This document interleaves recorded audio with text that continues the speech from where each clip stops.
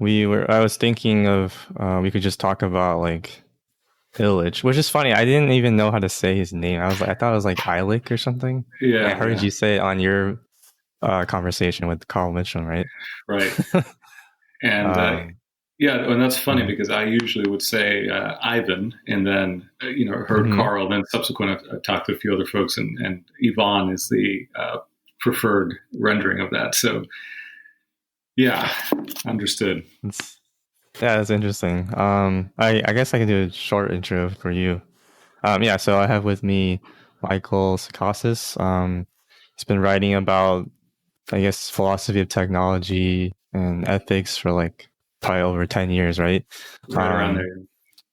yeah, and right now you have a newsletter, Convivial Society, and I don't know, you just write a lot of interesting stuff, at least to me.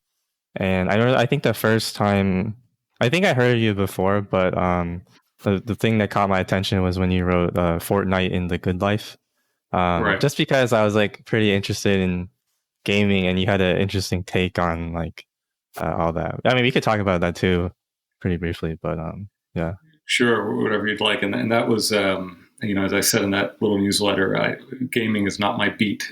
So I wrote that with a little bit of trepidation, making a very specific point. Yeah. But yeah, I mean, yeah, we should maybe go into a little bit. I think the thing that struck me was um, maybe the common view of gaming, maybe especially for people that don't necessarily play games, is something like a lot of video games, in which they are violent, and then that's not good for you. So video games are bad, and it's very like simple view of gaming, right?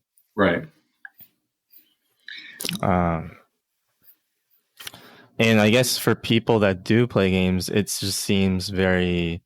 It just to someone that plays games, especially those that are like say shooters. That's like very popular. Fortnite is one of those. Hmm. It just doesn't like you don't know anyone that is like.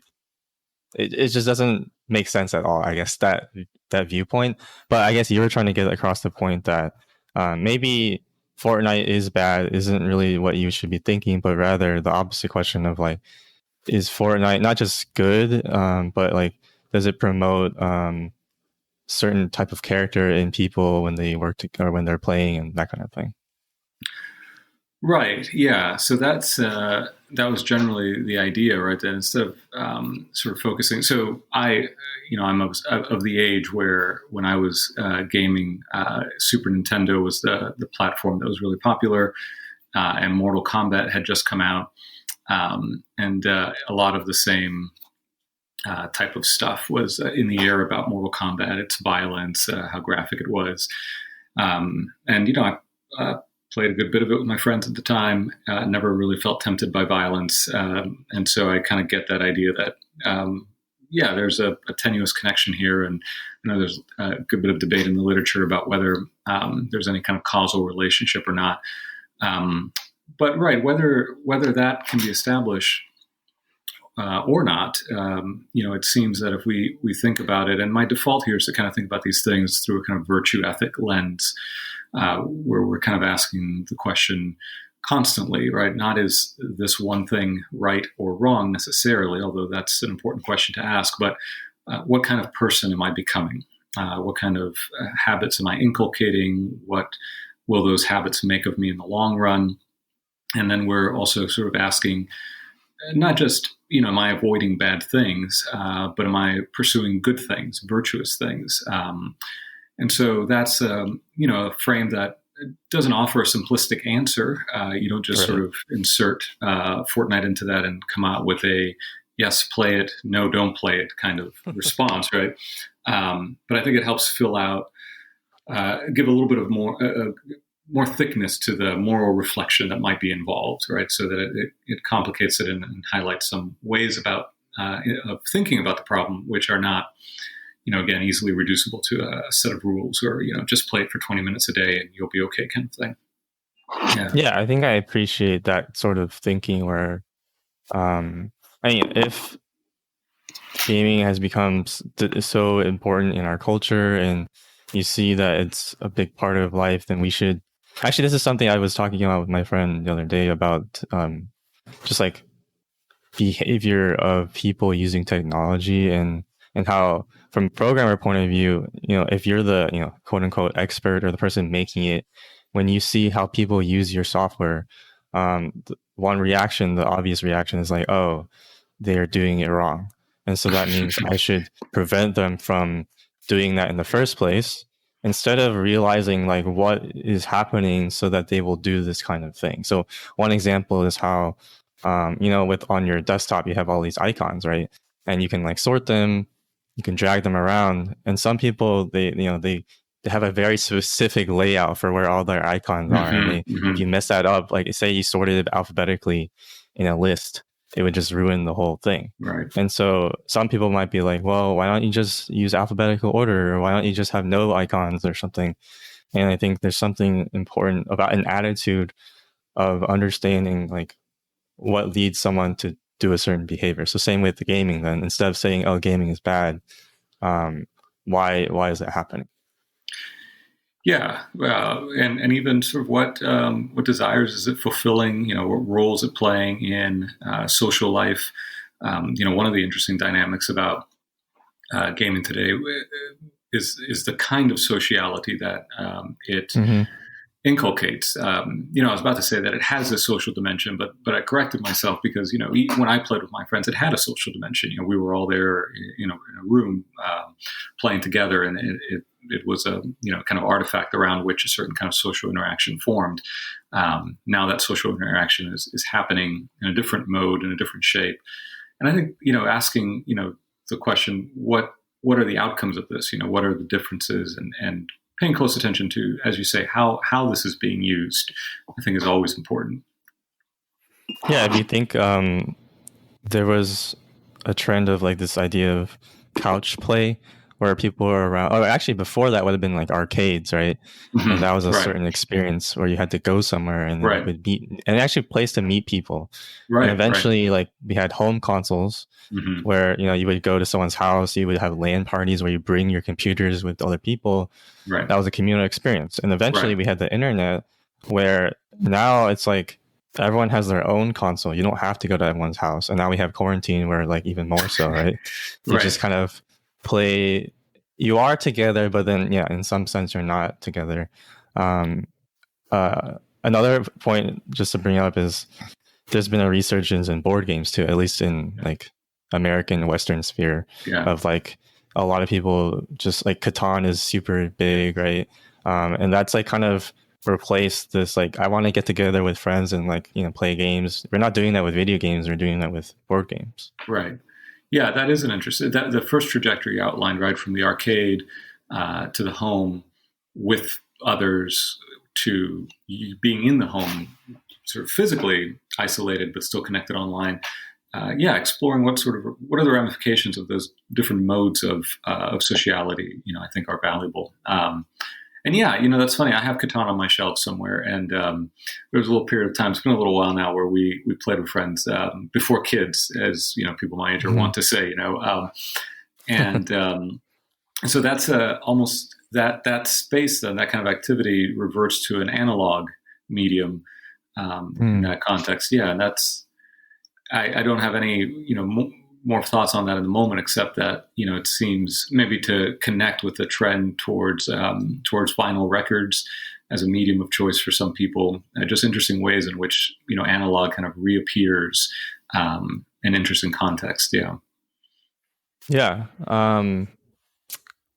Okay, so you brought up kids. I think you had an interesting post recently too about kind of your new thoughts as a parent for a while now about how to raise kids. We were talking about technology, right? So I don't have kids, and it's more of interesting to think about it from the point of view like I went home for a while, so I got to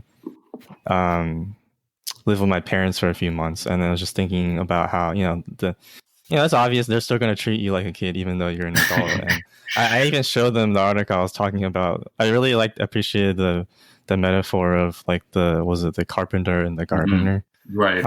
And like I think it speaks a lot to this idea of like a relationship and not treating people like they're people going back to a video game analogy is treating people like they're NPCs in a game where they have this set rote thing where if you say X, they say Y, sort of thing. Right, right. That metaphor. So I'm trying to recall the name of the author, which right now is slipping my mind. If I don't know if you have, I'm kind of scrolling through it now. Alison Gopnik, that's who it was, right? So she wrote a book kind of developing that metaphor, and it struck me as a useful one, because the difference is whether you see your child as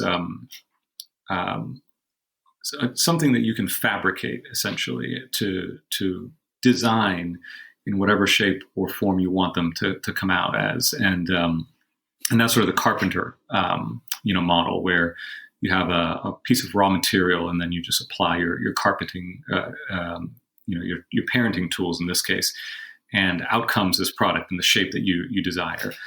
But the gardening metaphor, right, suggests that you don't have that kind of power over the object, right? In this case, the child. If you're tending watermelon seeds, the watermelon seeds are going to become watermelon, right? You can't make them be tomatoes, and so there's a limit to your ability to generate the product that you desire here. And even using that language, I think betrays the temptation. And so, understanding that you can care for and provide an environment conducive to their flourishing. Speaking of children now, just as you would for a plant. That's a very different kind of way of thinking about the child. It goes back to the division that's really fundamental. I think we talked about this last time we talked. This fundamental sort of division between what you receive as a gift and what you only experience as something that you made, that you control, that you master. And so that divide, I think, runs through those two kind of modes of parenting as well. Yeah. Yeah. I think I think that relates a lot to like the views of Illich then, right? Because we're talking about treating, essentially people as commodities and just things in general as a form of like, I guess, making things. And in our computer age, we like to think of everything as a machine, right? And like, how does that affect our society because of that view, right? Yeah, and I would say that sort of machine metaphor, goes back much further, even into the 1700s, some would argue, where we begin to. There's a rather well-known French text from the late 1700s called "Man as Machine," and so that metaphor is sort of the controlling metaphor of the industrial era, and certainly, that persists into today, and sort of changed in some respects under, in the old days we might have called cybernetic conditions, or now, kind of digital conditions. So those metaphors are really powerful. That's one of the subtle ways in which, our material environment kind of shapes how we think about ourselves and society. It's not by the direct effect of the tools necessarily, but it's what happens when the tools become metaphors. When they become metaphors for the human person, for how society works, and then they become very powerful because these metaphors shape our imagination, our way of perceiving reality, right? Even of perceiving our own selves. So I think I actually took a little detour there. So what had you asked initially there in that? No, I think we can just go with that. Yeah. I was thinking of that phrase, like, was it like we shape our tools and our tools shape us, or whatever form you want that to be. Right, yeah. Yeah. Yeah, and that happens then through our use of those tools, which is perhaps the most obvious ways in which that happens. So then what I'm suggesting is that it may happen in even more subtle ways when the tools become metaphors. It's a point that Neil Postman makes in a few places. That when technologies become metaphors, that's yet another way in which they kind of inhabit our lives and shape how we act. And to go back to the parenting question, right? So I wrote that article, that newsletter, in part because as I mentioned in there, I get asked this question a lot, and for a while I didn't like to answer it because I didn't have kids, and I thought, well, I'm not about to lecture parents about something I have very little experience with or no experience with. But I felt a little bit of liberty now that I've got two of my own. But often what people want to know are very straightforward things. This goes back to the gaming question, even, right? Just should I do it or not? Should I ban this game from my child's life? If I let them play, how many hours a day do I let them play? Right? They're all very sort of pragmatic, rule-oriented questions, and that's fine. I understand the need for practical, considerations of that sort. But the deeper stuff is often going on at another level, in another dimension. So when we think about children and technology, right, the screen time question now really kind of dominates that discourse. What I tried to do in the newsletter is start at a much different place, which is to say that technology as a kind of metaphor that underlies our thinking about human beings and how we become the sorts of people that we are, that's already sort of operating at the level of how we even conceive of the task of parenting, right? Apart from whatever individual choices or specific choices we make about this, that, or the other device in our child's life, are we approaching the task of raising children from a technocratic mindset, right? From a technocratic frame. And so that's a level at which I think, most parents aren't often thinking, but I think it's an important one as well. Right. Like that is shaped by technology. And I guess that's like the whole medium as a message thing, where we care so much about the content. Mm-hmm. I guess that is the point, right? It's like, oh, they shouldn't be. Well, screen time, I guess maybe is more of a medium, but like it would be like, oh, before people were like, don't read Harry Potter, that kind of thing. I've been thinking about that a lot too, with like a sense of we're afraid of exposing people to different things because it's going to change them in a certain way. And I actually have the same fear, I guess, of me being a parent to my own parents, in the sense of, and I don't, you probably heard of a lot of these conspiracy theory type things, right? And I guess especially because of social media, and so in that case, I'm basically being the same person. I'm trying to be the controlling person. Don't watch this, don't look at this, sort of thing. And I have to learn to let go of, well, they're gonna do it anyway if I don't tell them, if I tell them, right? And it's like, how do I really engage in that? Yeah. That is interesting. And the impulse in cases like that is to make that very bright line, right? Just don't watch this, right? Don't look at this. And I think that there's a place for that, especially with young children. And a lot of it, I think, comes down to this question of responsibility and capability, right? What are young children capable of processing? And again, note the technological metaphor there for an essentially emotional work. So with older parents, obviously it's different to some degree. They're not children per se, right? Although in some cases, I mean, I don't know. Here, I feel like it's hard to even talk about this in a generic kind of abstract way. Every case is different. But all that to say that, I see the similarity there. And ideally, you want to, at least with a child, at least the way I think about it is to help them mature into the kind of person that can wisely adjudicate these questions of what is good, how should I spend my time, to be able to encounter material that we don't just have to say is taboo, but we can say, here are some of the issues with it, and allow them to think responsibly through that. And that's obviously, has its own challenges, and there's a question about whether that kind of approach is adequate in the conditions of digital media, right, where there's just this overwhelming flood of information. We're just sort of swimming in it. It's disorienting. Right. So these are challenging questions both for the child and, as you say, even maybe for older adults who are, to some degree, apparently quite susceptible to some of this, the more prominent kind of conspiracy theorizing that's capturing our political sphere. Yeah, I guess it's a problem for all of us, and I guess because like none of us have really figured out how to manage our attention and just what is going on. I think you've talked about this a lot, of like this impulse to want to be online and for me even like to be informed and to say something and to like and not being able to step away from it all. Yeah, especially now. Right. Yeah.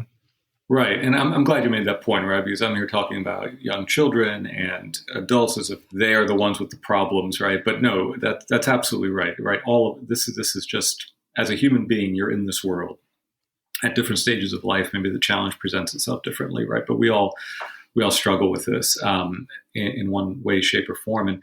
And the connection to Illich, just to kind of sneak him in at the moment. I think Illich was preoccupied, especially through the 70s, with the question of limits and scale and threshold, right? And this is part of the newsletter I'm writing now. Kind of highlights this point, and I think this is really an essential point. It's one that I think is critical. The question of scale, where the approach that you might take to consider sort of the information ecosystem, right? So in a pre-modern setting, without the printing press, say, right, you're likely to encounter very discrete amounts of textual information, right, or coded information, right? You encounter information all the time in reading, the way the wind is blowing or the cloud formations to determine whether it's going to rain, right? We live in an information-rich environment, and so even in pre-modern context, right, you're deciphering information of a sort. Right? But thinking about kind of symbolic, human-made information that's encoded in some way, shape, or form, either in again in symbol or in alphabetic symbols, and so a single book is a precious commodity, right? Most people wouldn't necessarily even own a single book, and yet then when you enter into the modern age and the printing press makes the printed word much more widely available, there are all sorts of complaints from the era that complaints that sound very familiar to us because they're essentially about what we think of as information overload, right? An overabundance of books, an overabundance of information, much of it being of little value, it overwhelming people's ability to make sense of their world. And that all makes, a fair amount of sense given where you've been and where you are now. And so we then develop a certain set of skills, literacy skills that help us cope with that information environment. But it's essentially a function of scale that has, that's what's made the difference at that juncture. And so here we've entered then into another ratcheting up of the scale at which we encounter media information. And so whether or not, because then the advice some people give is, well, you just need to develop a new set of tools, right? A new set of cognitive tools. And I suppose at one level, you have to at least make that effort, of course. But there is a question of whether you've not passed through a certain threshold, right? So, Illich talks about how, there are these two thresholds in medicine, for example. He begins Tools of Conviviality with this, where through the first threshold, you have genuine gains in the ability to care for people, to improve people's general health. And what happens at those moments can be relatively simple. It's learning how important clean drinking water is, or being able to treat some basic infections. But then there's another threshold where the institution of medicine, when it kind of becomes institutionalized, begins now to reverse its gains in some respects, right? And this is contested territory. I think a lot of people would have various opinions about, how we think about these gains, right? But for Illich, the prospect, for example, of having his life extended by a couple of years, but at the great cost to his quality of life, or to his mobility, or to his ability to be with friends and family. To be sort of, as we sometimes say, kind of hooked up to a machine just for a few more months of life. To him, that was an anathema, and he lived that, right? You may know that he had an undiagnosed cancer for the latter part of his life and never had it treated. So this question of where you pass a threshold where the goods begin diminishing and harms begin accelerating, and how past that threshold, it's not like you can just develop better coping mechanisms. You just can't. I think this was Illich's point. And Vietnam looming large, the Vietnam War looming large in his imagination at this time, he uses that as a metaphor for what then becomes a default posture. Well, past this threshold, the only thing we know to do is escalate. More money, more resources, more bombs, more of the same, as a way of curing what is being caused by the thing you're applying, right? The application of the thing is the problem, and the only thing you know to do is apply more of it. And so that dynamic, that principle, that there's a point through which you cross a threshold, and there is no adequate solution beyond that, or at least nothing that sort of solves the problem you're facing, right? And I think of maybe even social media as being part of this. Our debates about how to moderate it, who should control it, whether or not the platforms should censor this kind of speech or that kind of speech, whether politicians should be given special consideration. All of those questions, sure, they're important to ask, and maybe there are better and worse ways of answering them, but they're not going to solve the problem, right? That is a function of the scale at which we have connected people, and the immediacy as well, right? The pace as well as the scale together. These just may be things that don't have solutions. We don't get to a communication utopia with social media tools as they exist simply by tweaking functionality or applying, certain rules or conducts of speech, codes of speech to it, right? Does that make sense? Yeah, no, for sure. Yeah. I think it's interesting. Like, the idea of limits is just it seems like such a basic idea, but I don't know if, like, when we decided that, like, we don't need those anymore, right? It's sort of like, because of the industrial age and now the internet and like computers, I like to say that all these things don't really have limits, right? There's supposedly unlimited space, and like it's instant time and all these things, and it makes us think like socially we have the same things. We have no limits. And so, this is definitely the case in tech. Like, our culture is around like tech will solve everything. Mm-hmm. The solution to our problems is more tech. Like, that's the joke, is like everything is, just fix it with an app, right? Or whatever. Right. The question, who's the joke on? Yeah, that's fun too. And we like to make fun of that, but it's like, no, it's true, because we see all these, startups and actually, like, the whole point of like programming now, it feels like, because of startup culture, is scale. Like, everything is about scale, getting as many users as possible, engagement. Yeah. And now I think we're all slowly, inevitably, like, realizing that, we are hitting this threshold of a lot of things. The internet, like, connecting everyone in the world. Like, Facebook's like goal is to like connect everyone. Right. And now maybe it just seemed weird to say something like, maybe we shouldn't connect everyone. Maybe we shouldn't have Twitter. Maybe open, like even open source, it shouldn't be as open. That, and I talked about this in Nadia's book. Like, her book was about open source, and how it's the same problems showing up there, and how it reflects in our greater society of the neutral public square, and like, commenting on YouTube videos, like anyone can do it. The same problem. Like, maybe we have too many people involved, and also the loss of context, because of anyone can say anything. They don't even know. Why did people like newsletters and podcasts now instead of like these blogs and other things? I think same feeling, right? Yeah. Yeah, that's, I mean, the limit, the proposition that there should be limits is a kind of modern heresy. It goes Mm, against something, I think, deeply ingrained in Western modernity, not only with regards to its technological aspects, although, again, increasingly, I think these two things are so deeply intertwined, it's hard to pull them apart. Um, so you see it reflected in tech, but you see it reflected in other areas as well. But yeah, it's one of those taken for granted assumptions that I think a lot of modern Western culture assumes, right? That limits are just fundamentally bad, right? They're there to be transgressed, to be overcome.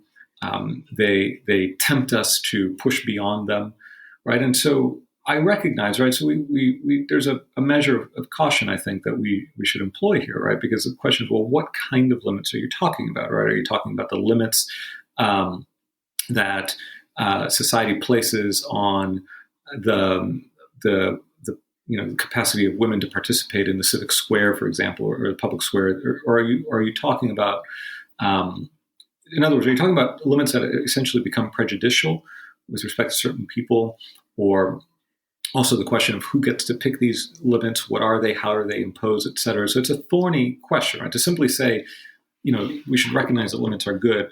I, I think that's true, hmm but obviously that doesn't solve the matter because then a lot of debate needs to follow from that. But this refusal, I tend to come back to our limits that are sort of a given part of our humanity, right? That I am a body in one place, and that I inhabit one moment in time, as it were, right? That these temporal and spatial limits are a kind of they are fundamentally good, and that what they call for, Wendell Berry has this, who also, obviously has written a great deal about the temptation of limitlessness and its ills. But he has this wonderful passage where he talks about whether we see limits as an inducement to elaboration. He says as a farmer, right, that one plot of land worked well and carefully and responsibly can be sustained for generations, right? It will provide its fund of riches, but you have to recognize its own unique limits and work within those limits. And I think too, just of any artist or anybody who works within the constraints of a genre, say, or a particular tradition of dance, or even an athlete, you excel at these different, in their own ways, beautiful human activities by working within the limits that are imposed, right? And so there's a way of framing limits that I think most of us would recognize as being more attractive, I guess, than just a way of saying no to what you want to do, right? But then involved in this is also this idea of autonomy, of personal autonomy, hmm a particular view of freedom, and freedom Yep. sort of being essentially defined down to doing whatever the hell I want to do at any given moment, right? Regardless of consequences. So I'd say that, yeah, that idea of technologically enabled limitlessness, a particular kind of conceiving of individual freedom and liberty, um, also enmeshed within the powers that technology makes possible for us. Um, all of these are really deeply embedded in the Western psyche, and so they pop up in all of our discussions about what tech should be, what it can do for us, how we should use it, the kinds of technologies that we imagine, et cetera, et cetera. Yeah. Yeah. Yeah, I was just thinking like we use this term like diminishing returns, but then I guess the threshold is saying that there's a point where it's not just diminishing returns, where it's negative Yeah. returns, right? Right. Exactly. Where you have, and I'm obviously not a medical doctor, and so I'll just offer this as what Illich argues, that past this second threshold, which he connects, he places that somewhere in the mid 20th century, where we then begin to get the generation. I forget the technical term for this, but of diseases that are caused by the medical profession, right? One example that he gives is the radiation that frequent X-rays would have generated, right, until that got figured out. And so it is just not a question of, right, diminishing returns. It is a question of actually of harms caused by the application of that technique past a certain threshold. Yeah. Right. I know that the term he was using was like counterproductivity or something, right? Right. Yes. In terms of the general principle, right? I was trying to remember the term in medicine for when the application of medicine becomes harmful, right? The work of doctors itself becomes harmful, right? Yeah. I think your point about like extending life, I think, is really interesting too, because about limits as well. I was reading there's a book I also didn't finish reading called Being Mortal, and I think it talks about the same issue of essentially we are really good at extending life and like letting people live longer, but they don't. It's essentially we don't know how to die well. Yes. That's the phrase I would use, right? Because they're in this. Right? Yeah. Yes. Right. Yeah, I just thought that was it was interesting. The way we treat people that are dying is like we don't actually think about like what do they desire in terms of quality of life, and except we just want quantity, which I guess is related to limitless. It's not really about quality. Yeah, more of the same, right? Right. Exactly right. And again, I always try to make sure to strike a reasonable and non-judgmental note in this, right? So I get it, right? If I have a loved one who is ill, or if I myself am ill, right? Life is precious, right? Life is good. And so to want to extend it, to want to try everything possible to extend it, I understand, I think I understand where that comes from. And so it's not as if I just want to say, look, dude, sorry, you're gonna die. So just give it up at this point and make it seem as this sort of easy, move to make psychologically, emotionally, and whatnot. But that idea that there used to be, right, this tradition, the art of dying, right? So it was a way of you live in such a way so that you're prepared to die well.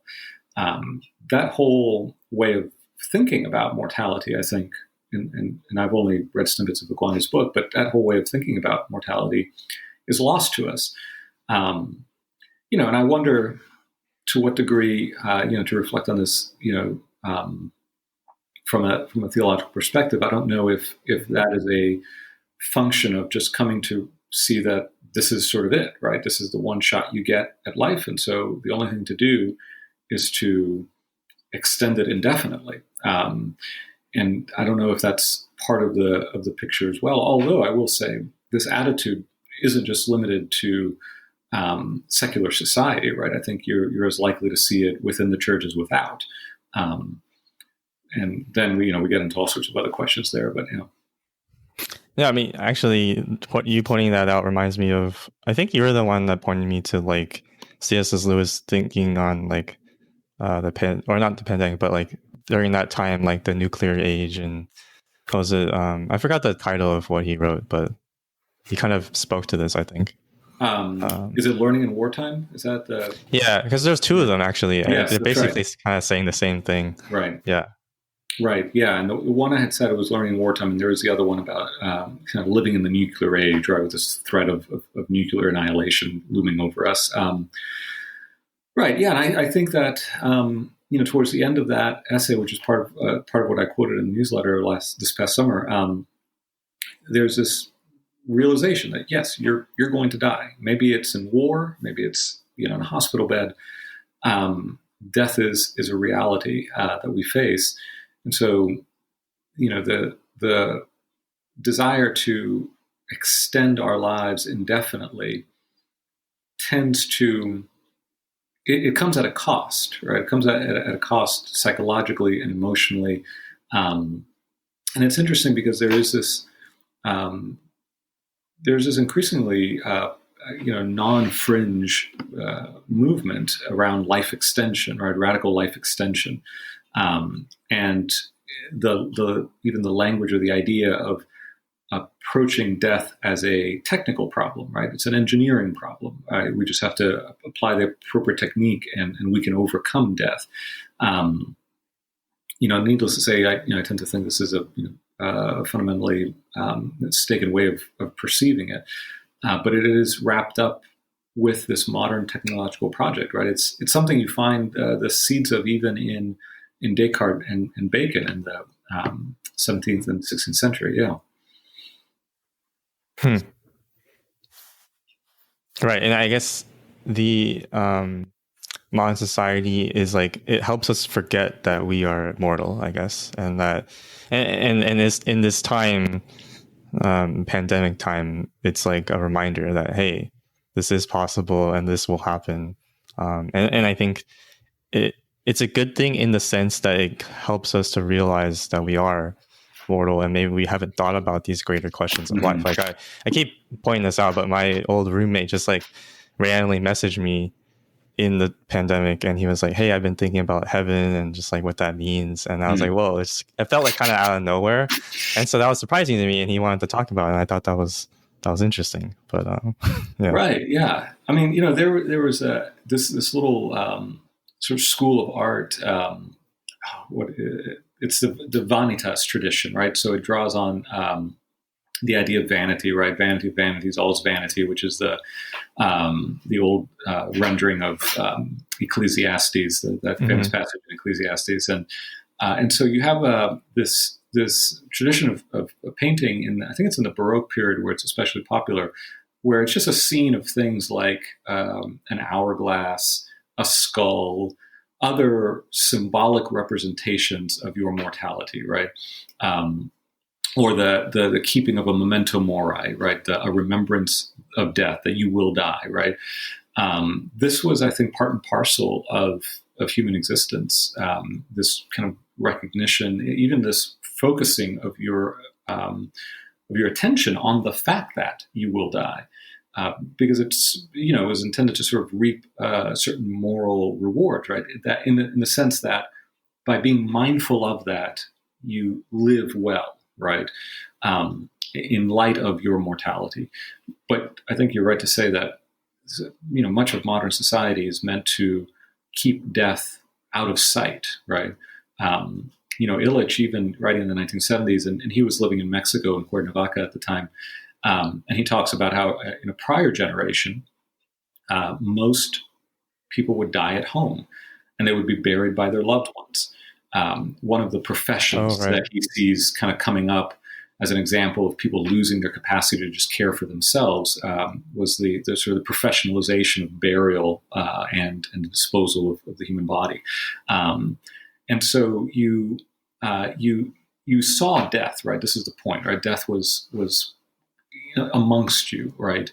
Now we cordon it off, right? It happens out of sight. There's a kind of taboo to it, and we have, I think, a difficult time reckoning with its presence, emotionally, psychologically, in our lives. And Hannah Arendt talks about this too. How in the modern world, biological life becomes the highest value.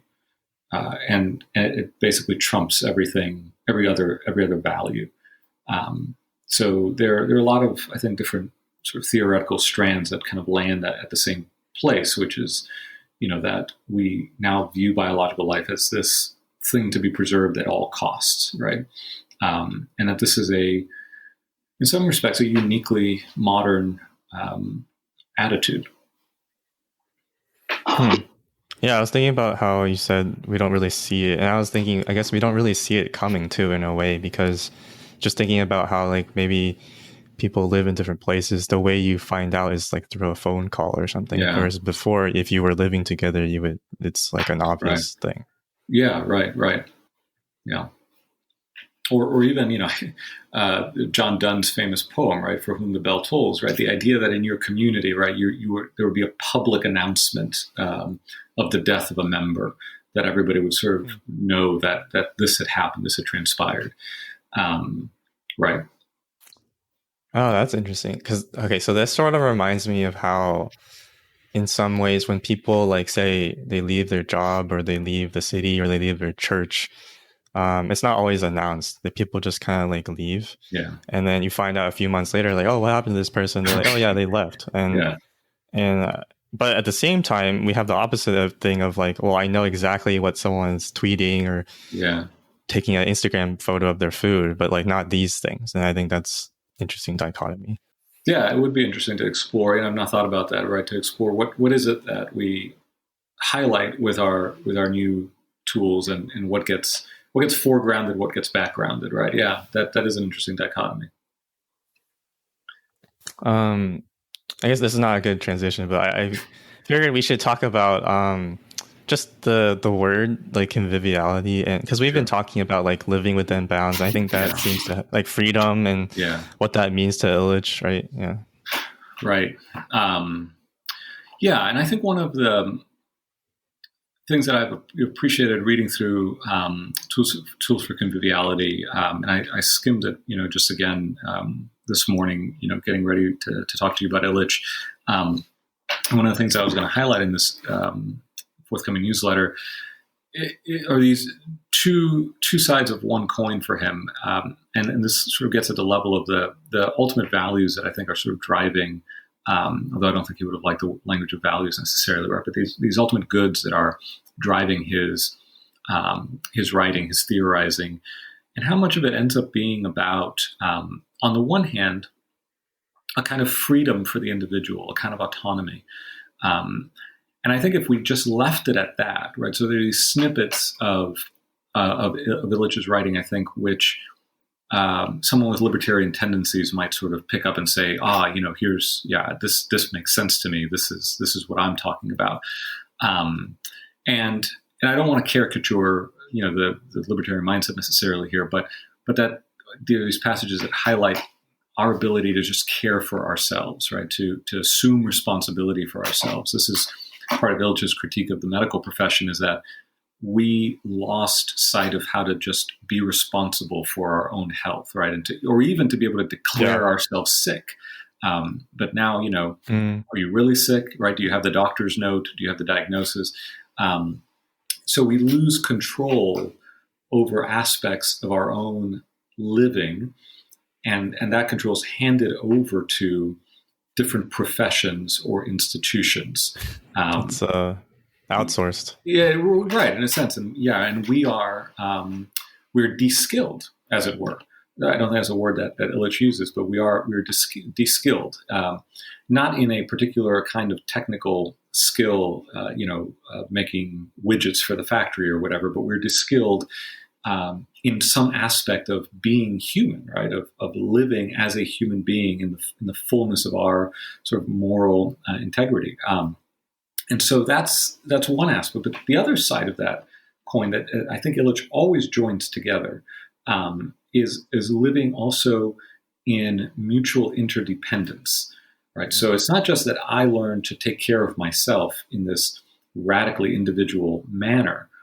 It's that I do so in the context of social interdependence, right? So that there are friends and family and neighbors that I rely on. I think it's in either Tools or Deschooling that he talks about how, one of the threats of modern tools and modern institutions is that they teach us to depend upon the products that they offer or the services they render instead of our neighbor, instead of another person, right? Another human being. So we lose the capacity to not just take responsibility for ourselves, but to care for one another in this context. And so I think at one level, conviviality in this sense, the convivial society is a society that enables individuals to have a degree of freedom and autonomy, to be self-directed, we might say, especially in their work, but then also to learn to depend upon one another, right? To learn to turn towards each other rather than towards an institution or a professional for support in the work of living, right? In the carrying about of our lives together. So that's why he has a critique against like experts and the institution of school, and also I guess related to like industrialization of like commodifying everything into like products, and everything's about products now too. And yeah, and services. I think Illich writing in the 70s, when the talk of post-industrial society, I think, is ramping up, and we're moving to what we think of as a service economy, right? We, to some degree, stop making things, and service industry becomes a larger and larger part of our economy, right? And the critique of schooling. What I love about Illich, there are lots of critics of modernity, but very few of them sort of take on schooling and medicine, which, I think the majority of people would sort of agree these are the great boons of Western society. And Illich says, no, right. Not exactly, at least not past a certain threshold, right? And I should say, too, most of my professional life has been as a teacher, teaching in schools, right? So I'm not by any means, anti-teachers. But I think that Illich's point about what he would think of as schooling, not just learning, because of course he understands we have to learn. The question is whether the institution of schooling empowers us in the way that it claims to. And then he also begins to note, the diminishing returns in public education, that is universal education, not just in public schools, but in the ideal of universal education, and the diminishing returns that begin to be perceived in the 1970s. And he talks about how the various remedies, which sound very familiar, right? The various remedies are on one hand sort of independent or free schools, or the deployment of technology. And so these, the public schools, the independent schools, and then the arrival of technology to facilitate learning. For him, all three of them still take for granted the basic institutional structure of education that is professionalized, where you are put through a sort of an age-based curriculum. And part of Illich's critique, so if I can try to articulate this, is that you are made dependent upon a need that is created by the institution for its own sake. So before the institution of K through 12 schooling, there was no such thing as a high school dropout. Right? Your social station was not going to be determined by whether you completed 12 consecutive years of professionalized schooling. Right? Illich says in Tools, that one thing that schooling does for you is it tells you exactly where you fail to complete the program. You know exactly at which point you fail to go on to the next step. I know I'm ABD, right? That's my status, right? That's where I fell out, I dropped out, right? And so, someone who may be perfectly capable for a job back when a high school degree was sort of the basic requirement, right? Now it's not even an undergraduate. Right now, in some places, the default is that you have an MA, and that's also part of Illich's problem. It just extends forever, right? You just keep adding because the value of having a high school diploma is less relevant when everybody has one, and the value of having an undergrad is less relevant, et cetera, et cetera. So it perpetuates itself indefinitely. But then, again, you create a need for something that only the institution can provide for you, and you become dependent on that institution. Right. And so there are various ways to become capable, right? There are various ways to learn. Illich also says that most learning doesn't happen through teaching. I don't know if there's any way to quantify this, right? But I think he's onto something, right? If we think about how we learn to do most things in life, we may not necessarily have been taught those things. And we also tend to recognize that most of the things we were taught, as far as content anyway, we tend to forget, a day after the test, right? And so I think he's onto something. I think he recognizes that there are various ways in which we can facilitate learning that don't require the institution of the modern Western school, which for his part generally just created dependencies that were unnecessary and counterproductive. Right. So like Yeah. that's was it credentialism? Right. Right. Yeah. Yeah. Exactly. And I guess that is its own escalation. You're saying that like everyone has a high school diploma, not everyone has a college degree, and it just keeps going up. Right. Right. Hmm. So yes, that's I forget where we started down this trail, but that is also one of the targets that Illich has in view here is that we learn to depend on institutions instead of our neighbor, right? For just as a collective word for right those around us, our friends, our family, our community.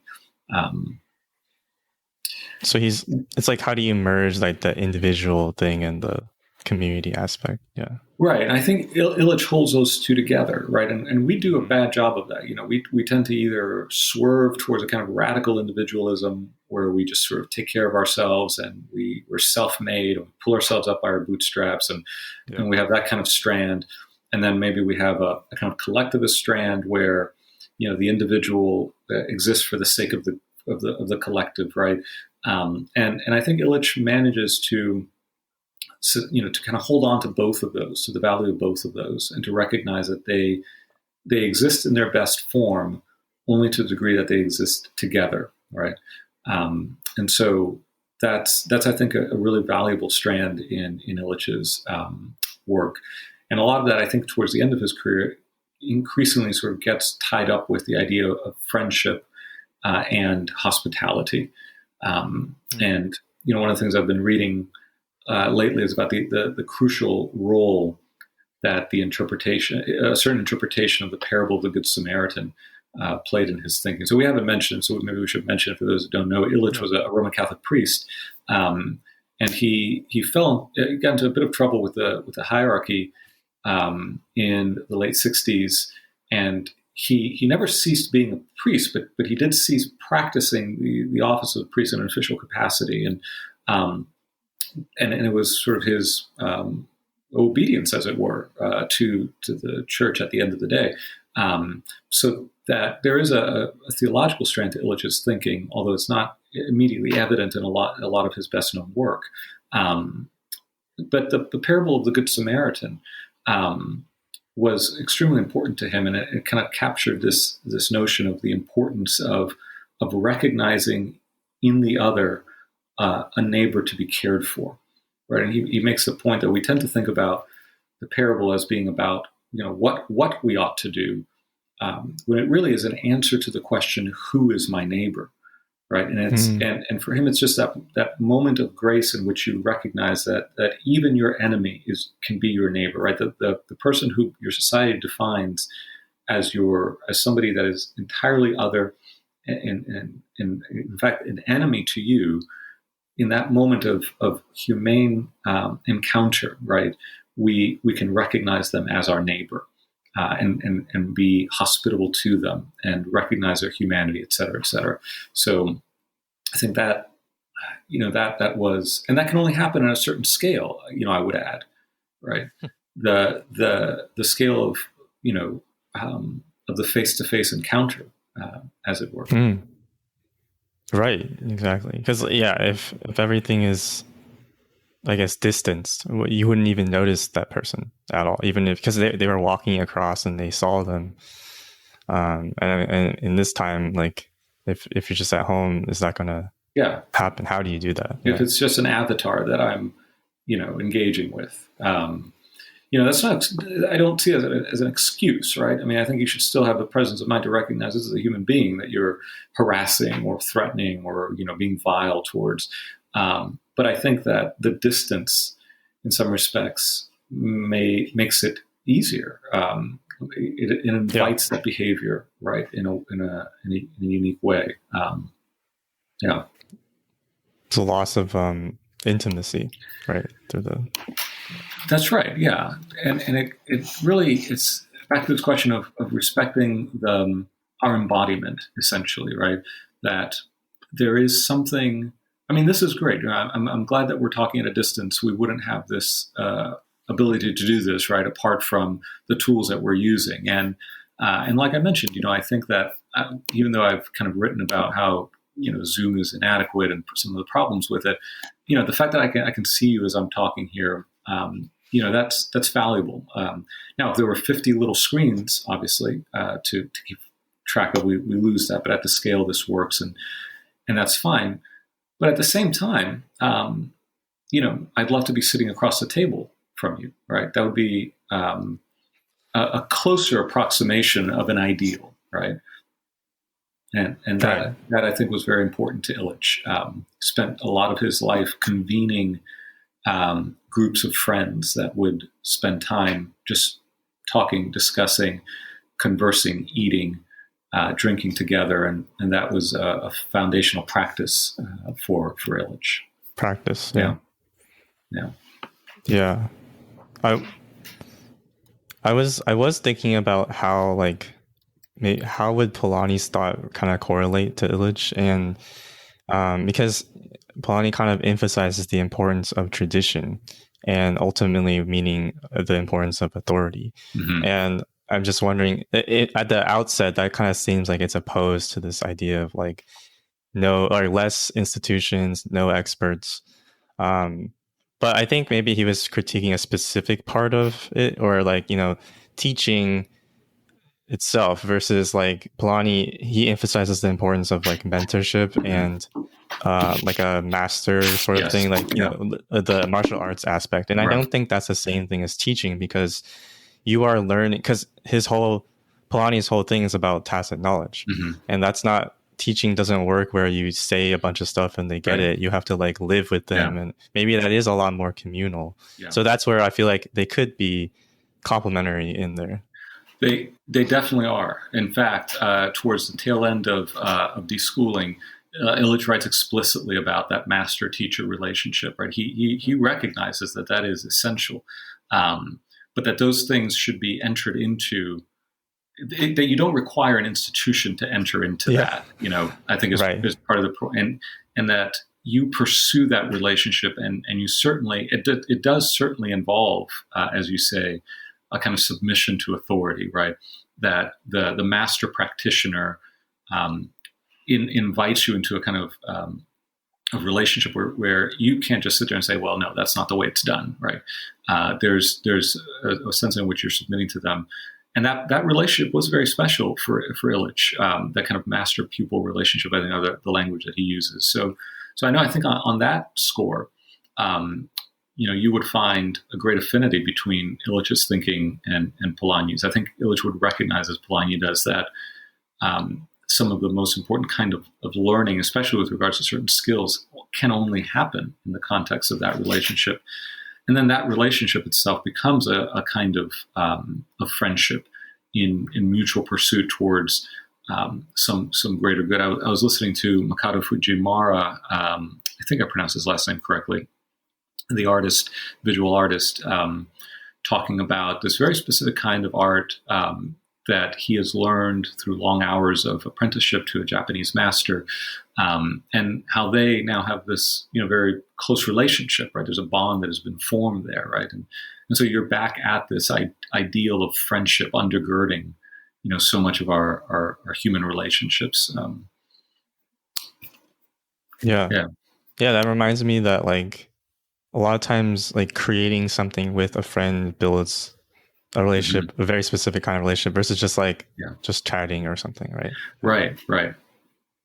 Yeah, there's a lot of there's a depth of experience and a way of bonding. It's hard to articulate some of this stuff, right? But it's a sort of thing where, if you've been through that, you understand it, right? You know that it is tacit, right? It's a kind of tacit knowledge, mm-hmm. right? It's experiential, difficult to articulate. But you know that it's there and it's substantial, and it has added a depth to your relationship that you wouldn't have had otherwise. I think Polanyi would describe that as it's real, which is interesting way of putting it. Yeah, that indescribable feeling that you have of what I would say is it's potential, right? There's something. I mean, it's so funny. He uses this fancy phrase, it's indeterminate future possibilities, mm-hmm. or something, mm-hmm. which to me, all that means is when you learn something new, it expands how you think about the world Right. in a positive way. Yeah. I think that's I don't know, it's a hopeful view of knowledge and learning, right, and experience. Right. Yeah. It opens up. It opens up more of the world to you, right?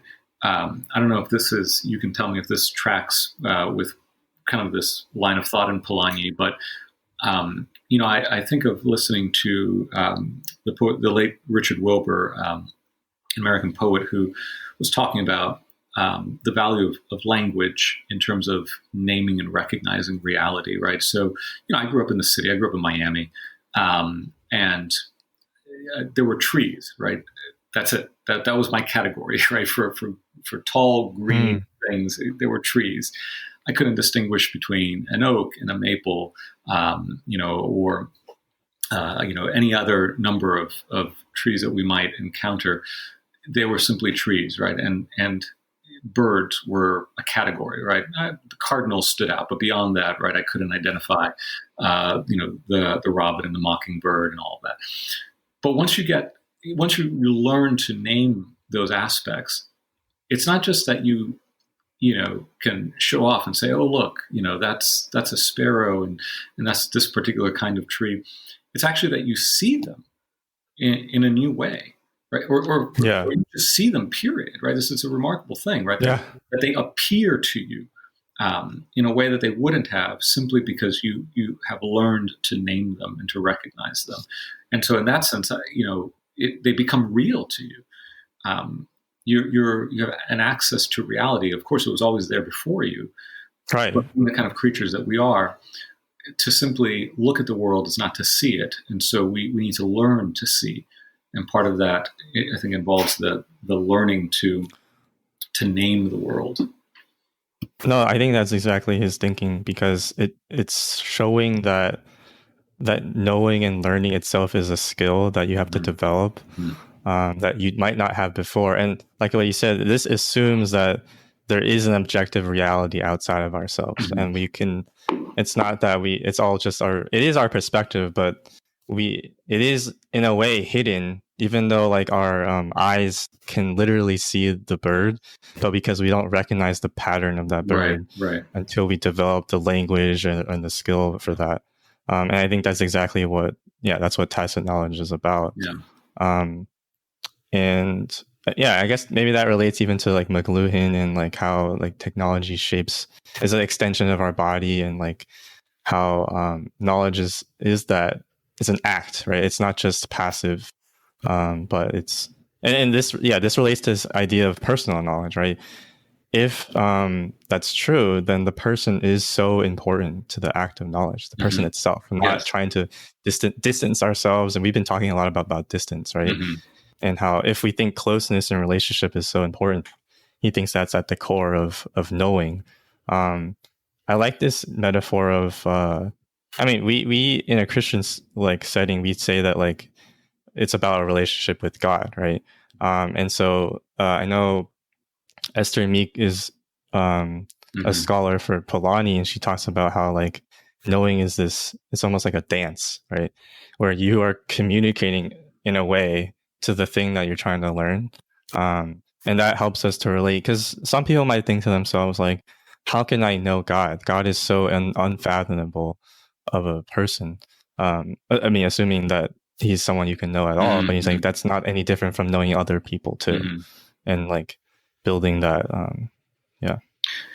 you have to, when I think of that idea of the personal dimension of knowledge, part of where my mind goes to is that you have to be a certain kind of person in order to learn certain kinds of things, right? Speaking with, now I'm trying to remember who it was I was speaking with, but they were highlighting sort of this Augustinian view that you have to be prepared for to receive to certain kinds of knowledge, right? And that involves, your even something to come back to the idea of attention, right? Your capacity for attention, your willingness in humility to attend to the world, right? This is to see what is there, right? To acknowledge your ignorance in order to be prepared to learn and to receive the knowledge that is there for you. These are all sort of traits of the person, of the human being. We're not, even the question of seeing, when I talk about, the difference between just looking and seeing, and the ways maybe even in which, technological practices sort of shape the way we think about these things. Our minds are not cameras, right, that just kind of click the world, right, and sort of everything that is there to be seen is perceived by our minds, right? We our thinking, our perception is intended, right? We direct it. We have to be trained to perceive certain facets of reality. We have to submit ourselves to the patient work of attending to certain realities in order to allow them to emerge fully before our intellect. And these all, I think, do reflect this question of the person, right?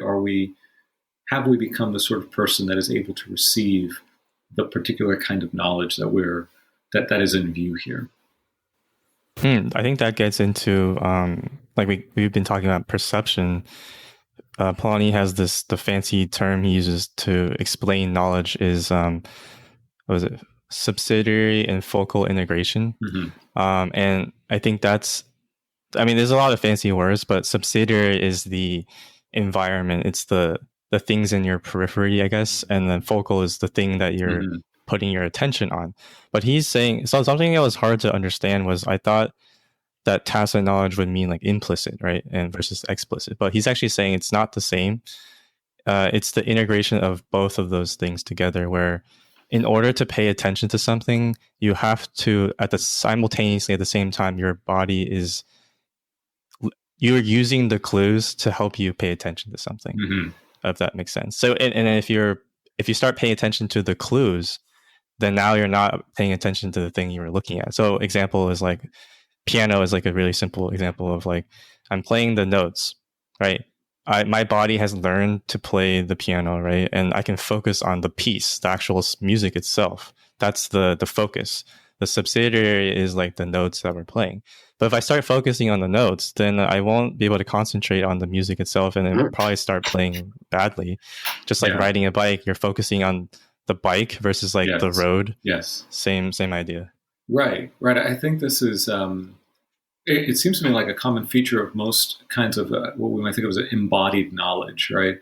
Typing, right? So, if you're touch typing, this is the thing about being in the flow, right? If you can enter a certain state where you're expertly typing, you're almost not thinking. To think about the keys would be to interrupt the process, right? And even as an athlete, right? If you become too conscious of your free throw technique, right, it throws it off, right? There's this balance to be struck there that I think is the balance you're describing between kind of using those clues, as it were, to sustain or suspend the activity, right? But if you focus too much on them, then it kind of derails the work itself. Yeah, those supporting whatever that is supports the focal. But I guess his point is that we're always doing both, because he's like, oh, anytime you shift your focus, you're always relying on other clues, and so it's always going back and forth. And you were the one that pointed me to C.S. Lewis's essay, right? Was it Meditations in the Toolshed? Right, and I think that speaks to the same idea of like the hole in the toolshed with the sunlight coming through and focusing on the light versus looking through the light. Right. Yeah. And there are two different ways of perceiving, as the outside observer or the the participant within. And I think Lewis would say both are legitimate, both have their place. But they're all of them kind of, all these different concepts get at that same notion of balancing our attention, and I'm not sure how to put it any better than that, but just attending in a particular kind of way that is both active and receptive simultaneously. Yeah, actually, he one thing I thought was interesting was, Polanyi talks a lot about like faith, because in order to learn, you have to surrender to something. Right. And you can't, like what you said, when you're learning from a master, every time they say something or tell you to do something, you can't tell yourself, like, I have to question every single Yeah. thing he says. Then there's no way for me to experience whether it's good or not. Right. But in order to evaluate something, to be critical, you do have to just go through it. And so you are doing both at the same time. Yeah. Like when I test, even if I test a product, I have to actually use it. And then at the end, I can evaluate, oh, was this even good? Mm-hmm.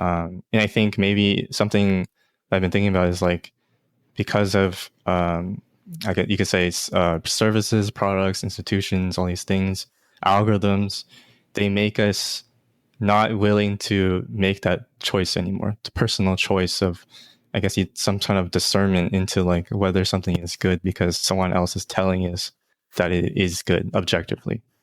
Right. Yes, that's really good. Actually, that one of the things I was going to draw on in talking about this in the newsletter was the novelist Walker Percy has an essay called, I think it's the surrender of our experience, I think is the title of it. But that's sort of the theme, right? That we surrender our experience to another class of people, experts. In large part, I think come in to do this work for us. Or even pervasive media images. And so the illustration Percy uses in this little essay is how it's very hard to see the Grand Canyon today, right? And what he means by that is that if you go to the Grand Canyon, you don't just go to see the Grand Canyon. You go to see the Grand Canyon in light of all of the images you've already perceived about it, all of the things you've been told about what you will feel when you see the Grand Canyon, right? It's all been kind of scripted in a sense for you. And he ends up saying, really the only way to see the Grand Canyon is just stumble upon it. If you happen to get off of the sort of the prescribed tourist path to the Grand Canyon and are surprised by it, he says, then you'll see it. But until then, you're not going to see it, see it in air quotes, perceive it for what it is, because it's already been prepackaged for you. In this case, by all of the image and the tourist paraphernalia and all of that. But he would say experts would do the same thing for us. We've surrendered our ability to independently experience the world to various classes of experts and to the media writ large, in a sense, that have predetermined, overdetermined, right? What the reality is going to be or what it is. Yeah. I guess you could argue that there was never a time you could really experience it for yourself because you're always influenced by other people. But I think the key word is over, where it's like so much so you don't even feel like you have any sense of self thinking around that idea. Because I guess the word I'm thinking of is like serendipity then, right? It's like stumbling upon something that you weren't intending to. Like you have a goal of certain things, but you weren't thinking of that specific thing, and then it just happens and you feel really good about it because you weren't expecting it. Yeah, right.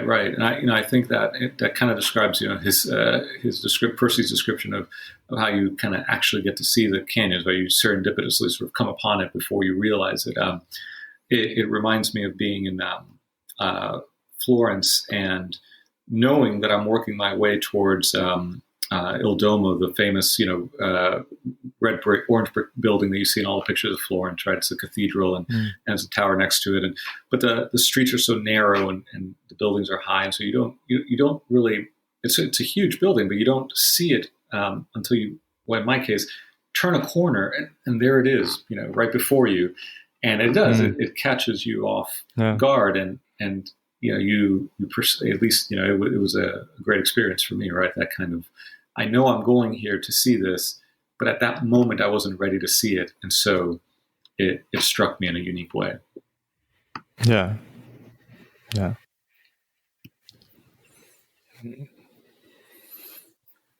No, I think that's good. Yeah.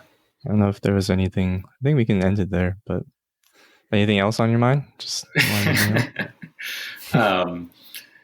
yeah, getting this last newsletter done in time.